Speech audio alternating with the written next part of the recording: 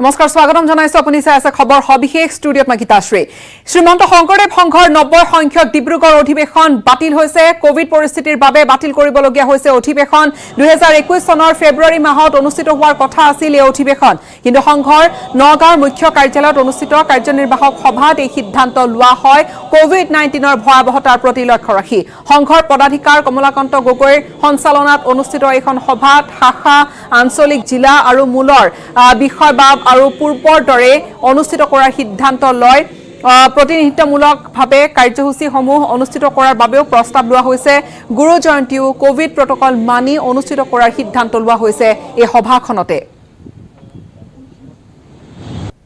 আপোনালোকে জানে প্ৰথম কাৰ্যনিৰ্বাহক আমি মাৰ্চ মাহতে অনুষ্ঠিত কৰিছিলোঁ পৰৱৰ্তী সময়ত আমি কাৰ্যনিৰ্বাহক অনুষ্ঠিত কৰিব পৰা নাছিলোঁ আৰু আজি এখন খুব গুৰুত্বপূৰ্ণ কাৰ্যনিৰ্বাহক আছিল কাৰ্যনিৰ্বাহকত আমি শ্ৰীমন্ত শংকৰদেৱ সংঘৰ কিছু পৰিকাঠামো সাংগঠনিক আৰু অন্যান্য বহু বিষয় আমি ইয়াতে আলোচনা কৰিলোঁ গুৰুত্বপূৰ্ণ বিষয় আজি আলোচিত হ'ল আমাৰ এইকেইটা দিনতে আমি শ্ৰীমন্ত শংকৰদেৱ সংঘৰ পদাধিকাৰৰ পেনেল থাকে নিৰ্বাচনৰ কথা সম্পৰ্ক জড়িত থাকে এই বছৰ আমাৰ অধিৱেশনৰ কথা জড়িত হৈ আছিলে সাংগঠনিক যিবিলাক কেন্দ্ৰীয় কাৰ্যসূচী আৰু উৎসৱ পাৰ্বণ আছে এই কাৰ্যসূচী শ্ৰীমন্ত শংকৰদেৱ সংঘই কেনেকৈ ৰূপায়ণ কৰিব এই সম্পৰ্কে আমি আলোচনা কৰিলোঁ আৰু এটা সিদ্ধান্তত আমি আহিলোঁ যে শ্ৰীমন্ত শংকৰদেৱ সংঘৰ যি অধিৱেশন আগন্তুক যি ডিব্ৰুগড় অধিৱেশন আমাৰ অনুষ্ঠিত কৰাৰ কথা আছিলে ফেব্ৰুৱাৰী মাহত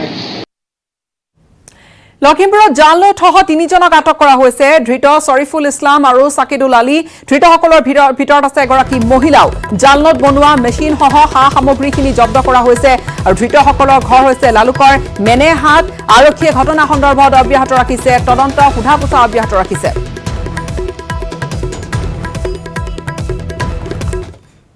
আনেক গুৰুত্বপূৰ্ণ খবৰ উত্তৰ পূৰ্বাঞ্চলৰ বিভিন্ন চহৰত কাৰ্গো সেৱা মুকলি কৰিলে স্পাইচ জেটে বুধবাৰে গুৱাহাটীত এই সেৱা আনুষ্ঠানিকভাৱে মুকলি কৰে মুখ্যমন্ত্ৰী সৰ্বানন্দ সোণোৱালে উত্তৰ পূৰ্বাঞ্চলক সংযোগ কৰা কাৰ্গো বিমান সেৱা আগবঢ়োৱা প্ৰথম ভাৰতীয় বিমান প্ৰতিষ্ঠান হৈছে স্পাইচ জেট অসম মণিপুৰ মিজোৰাম নাগালেণ্ড আৰু ত্ৰিপুৰাত মুকলি 14খনকৈ নতুন কাৰ্গো বিমানৰ সেৱা উত্তৰ পূৰ্বাঞ্চলৰ বাণিজ্যিক বিকাশৰ বাবে কাৰ্গো বিমান সেৱাই লজিষ্টিক আৰু যাতায়াত যোগাযোগ উন্নত কৰিব দেশজুৰি লকডাউন আৰম্ভ হোৱাৰে পৰা স্পাইচ জেটে 50,000 টন কাৰ্গো নিৰ্দিষ্ট স্থানলৈ যোগান ধৰিছে কাৰ্গো বিমান সেৱা মুকলি অনুষ্ঠানত মুখ্যমন্ত্ৰী সৰ্বানন্দ সোণোৱালৰ লগতে উপস্থিত থাকে মন্ত্ৰী চন্দ্ৰমোহন পাটোৱাৰী ভিডিঅ' কনফাৰেন্সিং যোগে অংশগ্ৰহণ কৰে কেন্দ্ৰীয় মন্ত্ৰী হৰদীপ সিং পুৰী আৰু স্পাইচ জেটৰ স্বত্বাধিকাৰী অজয় সিঙে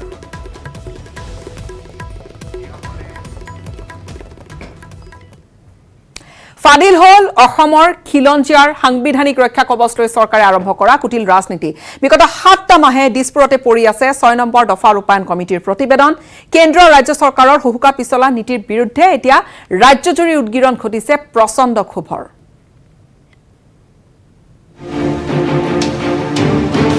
6 নম্বৰ দফাক লৈ পুনৰ চৰকাৰৰ নাটক 7 মাহে কেন্দ্ৰৰ হাতত নপৰিল প্ৰতিবেদন অসমৰ খিলঞ্জীয়াৰ সাংবিধানিক ৰক্ষা কবচক লৈ চৰকাৰে ৰচনা কৰা কুটিল ৰাজনীতি ফাদিল ৰাজনীতিৰ হাতৰাত বন্দী 855 গৰাকীৰো অধিক শ্বহীদৰ আত্মবলিদানৰ ফচল অসম চুক্তিৰ 6 নম্বৰ দফা যুগ যুগ ধৰি অসমৰ খিলঞ্জীয়াই বিচাৰি অহা সাংবিধানিক ৰক্ষা কবচক চৰকাৰে যে ৰাজনীতিৰ ঢাল হিচাপে ব্যৱহাৰ কৰি আহিছে তাক জল পথকৈ প্ৰমাণ কৰিবলৈ বেছি পৰ নালাগিল তাৰ জ্বলন্ত প্ৰমাণীয়া খোদ ৰাজ্যসভাৰ মজিয়াতে স্বৰূপ ওলাল কেন্দ্ৰীয় গৃহমন্ত্ৰী অমিত শ্বাহ আৰু অসমৰ মুখ্যমন্ত্ৰী সৰ্বানন্দ সোণোৱালৰ সদম্ভ ঘোষণাৰ অসম চৰকাৰে আজি পৰ্যন্ত কেন্দ্ৰলৈ প্ৰেৰণেই নকৰিলে 15 ফেব্ৰুৱাৰীতে 6 নম্বৰ দফা ৰূপায়ণ কমিটিয়ে দাখিল কৰা প্ৰতিবেদন বুধবাৰে বিজেপিৰ ৰাজ্যসভাৰ সদস্য সম্ভাজী ছত্ৰপতিৰ লিখিত প্ৰশ্নৰ উত্তৰত এই তথ্য সদৰি কৰে কেন্দ্ৰীয় গৃহ ৰাজ্য মন্ত্ৰী জি কিষাণ ৰেড্ডীয়ে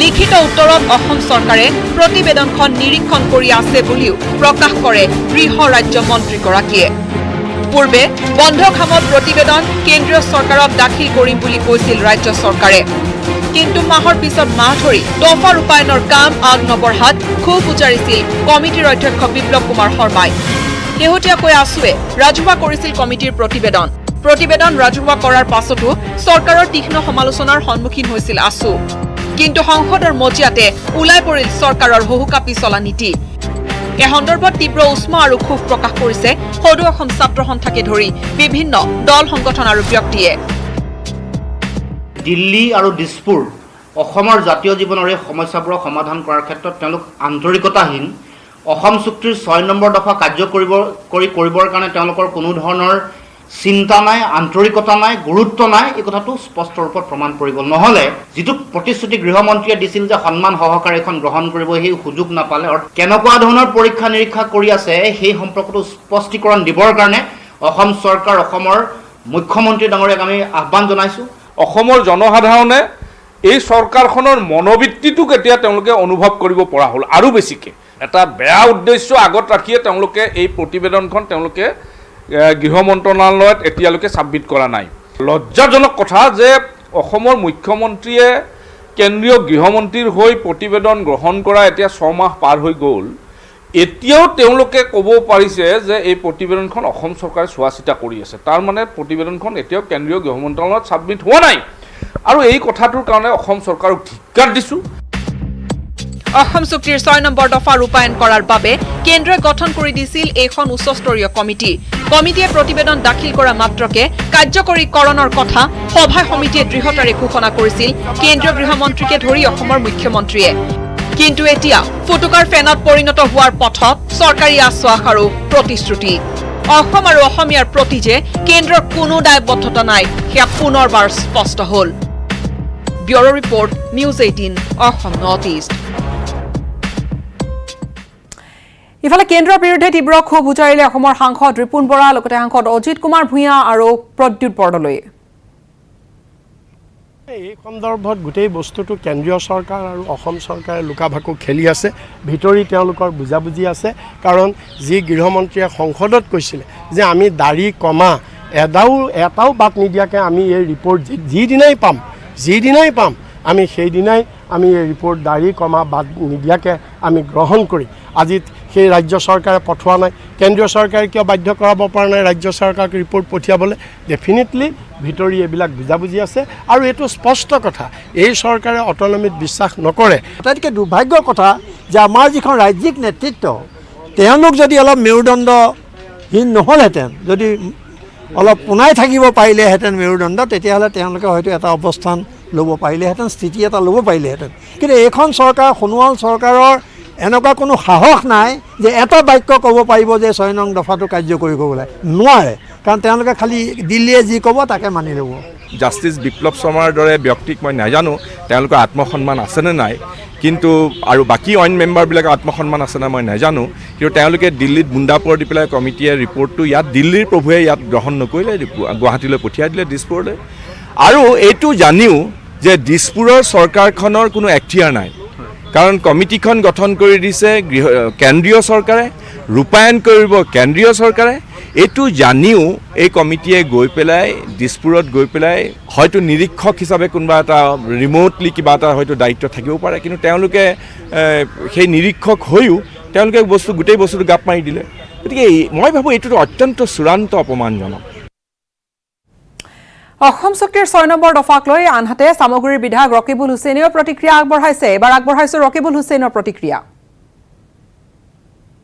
প্ৰতাৰণাৰো এটা সীমা আছে এই কমিটি আমি কৰা নাই কেন্দ্ৰীয় চৰকাৰে কৰিছে ৰাজ্য চৰকাৰৰ ৰিকমেণ্ডেশ্যন মতে কৰিছে কেন্দ্ৰীয় চৰকাৰে হোম মিনিষ্ট্ৰীয়ে তেওঁলোকৰ এজন উচ্চপদস্থ বিষয়াক ছেক্ৰেটাৰী হিচাপে লৈ আহ্বায়ক হিচাপে লৈ এখন কমিটি কৰি দিছে এতিয়া সেই কমিটিৰ ৰিপৰ্টটো হোৱাকা পিছলৈ লাগিছে ৰাজ্যও নলয় কেন্দ্ৰীয় নলয় কাৰণ তেওঁলোকৰ কোনো ধৰণৰ সিদ্ধান্ত নাই চৰকাৰ তেওঁলোকে চলাব নোৱাৰে গণতান্ত্ৰিক প্ৰক্ৰিয়াত ৰাইজে ভোট দিয়াৰ কাৰণে কেৱল সময়টোলে বাট চাই আছে গতিকে তেওঁলোকৰ কোনো নীতি আদৰ্শ নাই গতিকে ৰাইজে ভাবিছে যিমান সোনকালে পাৰে এই চৰকাৰ যাব লাগে আমাৰ এই সমস্যাবিলাক সমাধান হ'ব লাগে এফালে অসম চুক্তিৰ 6 নম্বৰ দফাক লৈ মুখ খুলিছে অৱশেষত ৰাজ্যিক বিজেপিৰ সভাপতি ৰঞ্জিত কুমাৰ দাসে তেওঁ কি ক'লে এইবাৰ শুনক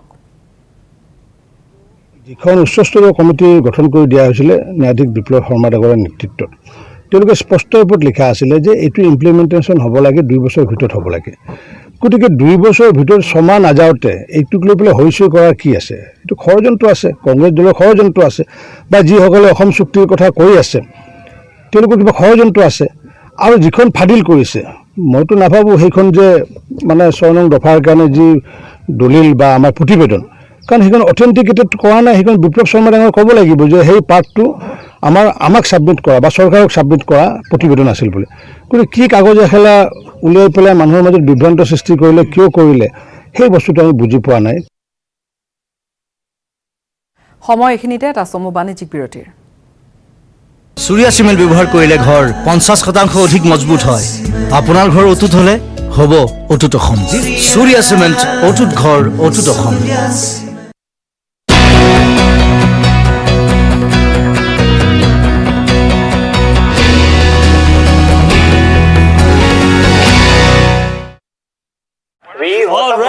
স্বাগতম জনাইছো। বন্যহস্তীক লৈ একাংশৰ ল'ৰা ধেমালি, যিকোনো মুহূৰ্ততে ভয়ংকৰ অঘটনৰ আশংকা ঘনীভূত হৈছে। মহানগৰীৰ সাতগাঁৱৰ এই দৃশ্য। প্ৰায়ে জনাঞ্চললৈ ওলাই আহে হাতীটো, আৰু হাতীটোৰ বাবে দীৰ্ঘ সময় ধৰি অঞ্চলটোত এনেকৈ যান জঁটৰো প্ৰায়ে সৃষ্টি হয়। হাতী ৰয়হি ৰাস্তাৰ একেবাৰে সৌ মাজত, আৰু তাত কোনোবাই যদি কিবা খাবলৈ দিয়ে তেতিয়াহ'লে হাতীটোৱে ভক্ষণো কৰে। এয়া আমি দেখুৱাইছোঁ। একাংশ একেবাৰে ওচৰ পাইছেগৈ। এয়া অৱশ্যে কোনো খৰচীয়া হাতী নহয়, এয়া আমচাঙৰ পৰা ওলাই অহা এটা বনৰীয়া হাতী। হাতীটো প্ৰায়ে এনেকৈ ওলাই আহে আৰু মানুহৰ মাজতে এনেকৈ প্ৰায়ে পথছোৱাত হাতীটোক বিচৰণ কৰি থকা দেখা যায়। কিন্তু হাতীটোৰ এই যি দৃশ্য বা একাংশই যি ল'ৰা ধেমালি কৰিছে তাক লৈ কিন্তু কেতিয়াবা হয়তো অঘটন ঘটি যাব পাৰে, তেনে আশংকাও কিন্তু নুই কৰিব নোৱাৰি।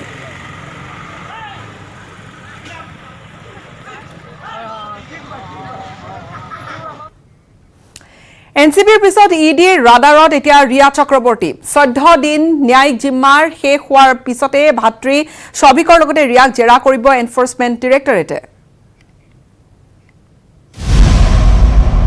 ৰিয়া চক্ৰৱৰ্তীৰ নতুন বিপদ। এনচিবিৰ পাছত এইবাৰ ইডিৰ হেনচকু। ড্ৰাগছৰ পাছত 15 কোটি টকা লুটাৰ অভিযোগ। সুশান্তক হত্যা কৰাৰ অভিযোগত বেহু ৰচিছে CBIয়েও। কাল কোঠৰীত বন্দী হৈ থকা ৰিয়া চক্ৰৱৰ্তীৰ সন্মুখত এটাৰ পাছত আনটো বিপদ। এনচিবিৰ পাছত এইবাৰ ইডিৰ জেৰাৰ সন্মুখীন হ'ব ৰিয়া চক্ৰৱৰ্তী। সুশান্ত সিং ৰাজপুতৰ বেংক একাউণ্টৰ পৰা 15 কোটি টকা হৰলুকি কৰাৰ তথ্য হাতত পৰিছে ইডিৰ। ৰিয়াৰ লগতে পৰিয়ালৰ কেইবাজনো সদস্যৰ বিৰুদ্ধে সুশান্তৰ ধন সৰকোৱাৰ প্ৰমাণ পাইছে এনফৰ্চমেণ্ট ডাইৰেক্টৰেটে। এনচিবিক দিয়া ভাষ্যৰে বলিউডত খলকনি লগোৱা ৰিয়া এতিয়া বন্দী হৈ আছে মুম্বাইৰ বাইকুলা জেলত। ৰিয়াৰ সৈতে একেখন জেলতে কাৰাৰুদ্ধ ভাতৃ সৌভিক চক্ৰৱৰ্তীও। দুয়োৰে বিৰুদ্ধে আছে ড্ৰাগছ সেৱন, বিক্ৰী আৰু সৰবৰাহৰ অভিযোগ। 4 ছেপ্টেম্বৰৰ পৰা জেলৰ ভাত খাই থকা ৰিয়াক 18 তাৰিখে আদালতত হাজিৰ কৰাব নাৰ্কটিক্স কণ্ট্ৰল ব্যুৰোৱে। তাৰ পাছতে ৰিয়া আৰু সৌভিকক সোধা পোছা কৰিবলৈ সাজু হৈছে এনফৰ্চমেণ্ট ডাইৰেক্টৰেট। সুশান্তৰ পিতৃ কে সিং ৰাজপুতে ধন লুটাৰ অভিযোগ আনিছিল ৰিয়াৰ বিৰুদ্ধে।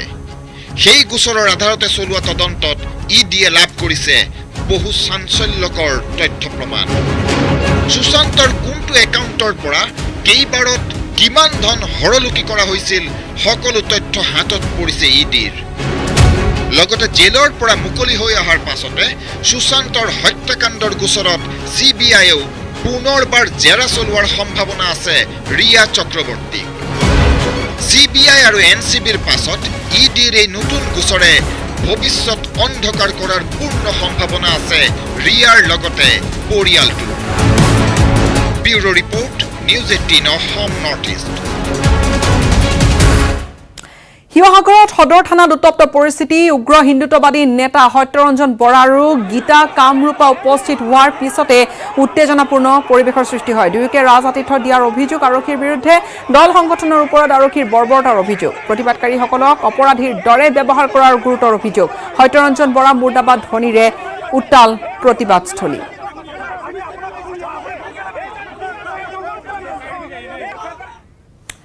এইবাৰ ৰাজ্যত নাই বিশ্বকৰ্মা পূজাৰ মহা আয়োজন। কোভিড ভীতিয়ে ম্লান কৰিছে পূজাৰ উৎসাহ। বজাৰতো নাই গ্ৰাহকৰ পূৰ্বৰ দৰে ভিৰ। এই প্ৰতিবেদন আগবঢ়াই বিদায় লৈছো। ধন্যবাদ। 3 জনৰ অধিক লোক একলগ হ'ব নোৱাৰিব বিশ্বকৰ্মা পূজাত। পূজাস্থলীত সমবেত হ'ব পাৰিব মাথো 15 গৰাকী ভক্ত।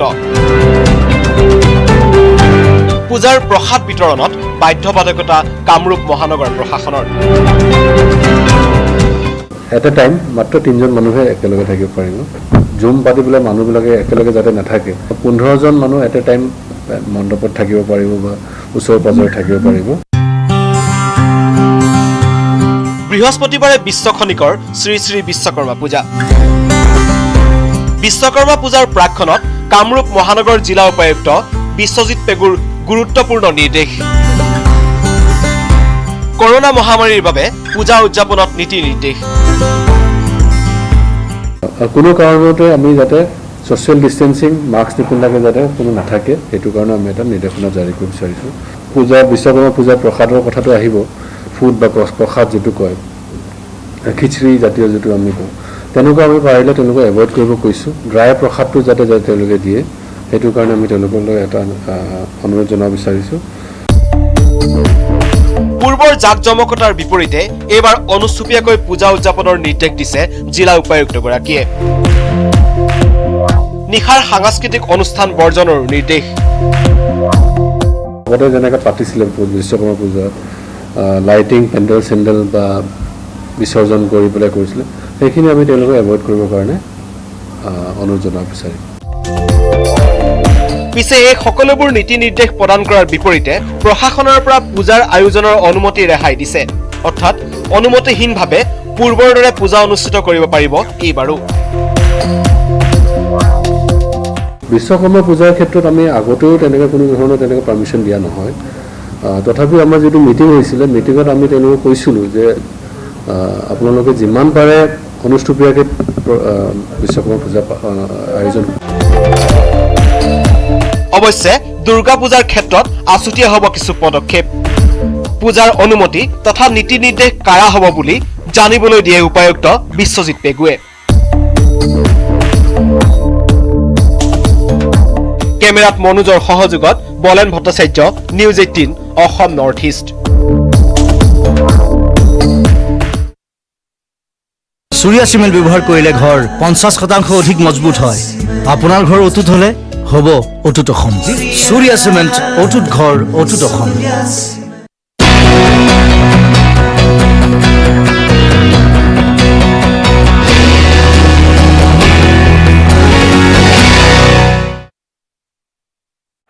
All right, boys, it's Sunday night football.